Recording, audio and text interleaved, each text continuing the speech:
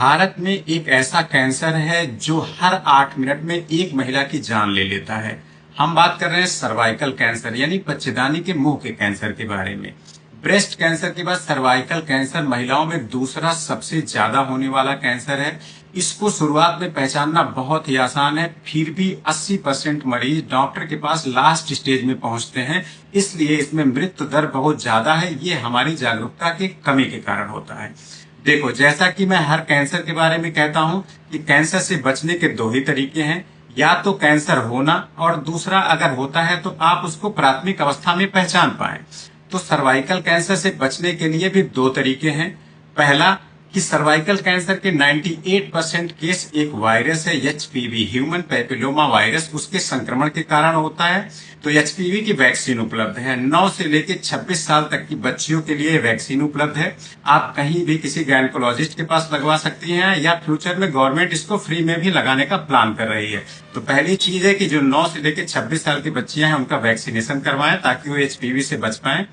दूसरा चीज है कि जिन महिलाओं की उम्र 30 साल से ज्यादा है वो हर 2 साल पर एक बार पैप स्मीयर स्क्रीनिंग के लिए जाएं। पैप स्मीयर स्क्रीनिंग का मतलब है कि बच्चेदानी के मुंह से थोड़ा सा सैंपल लेके पैथोलॉजिस्ट उसको स्लाइड पे फैला के देखता है कि कहीं इनके अंदर एचपीवी चेंजेस तो नहीं आ रहे हैं, मतलब कि फ्यूचर में इनको सर्वाइकल कैंसर का खतरा तो नहीं है। तो यह फ्यूचर में होने वाले सर्वाइकल कैंसर को पहचानने का सबसे बेस्ट तरीका है।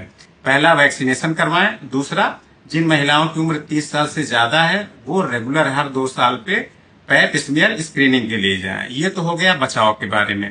अगर by the way cancer develop भी होता है तो इसके लक्षणों को लेके सावधान रहना चाहिए।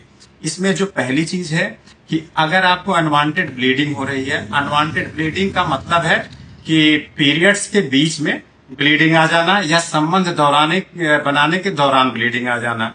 पीरियड्स के बीच में मतलब कि पीरियड खत्म हो गए हैं, ब्लीडिंग आने की कोई संभावना नहीं है। अगर उस बीच में ब्लीडिंग आती है तो इसके लिए सावधान रहें और अपने गायनेकोलॉजिस्ट से संपर्क करें। अगर संबंध बनाने के दौरान ब्लीडिंग आ रही है तो ये भी अबनॉर्मल साइन है, इसको लेके भी सावधान रहें। अब दूसरी चीज है कि जिन महिलाओं के पीरियड्स बंद हो गए हैं, मतलब मीनोपॉज हो गया है, अगर उसके बाद ब्लीडिंग आती है तो ये खतरे का संकेत है। इस चीज को लेके कंसर्न रहें हमेशा।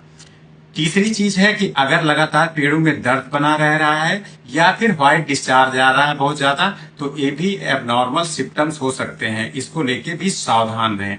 अगर इस तरीके के तीनों लक्षण दिखाई दे रहे हैं तो तुरंत जो है आप डॉक्टर के पास पहुंचे, लेट ना करें, ताकि इस जो सर्वाइकल कैंसर है, बच्चेदानी के मुंह का कैंसर है, उसको प्राथमिक अवस्था में पहचाना जा सके।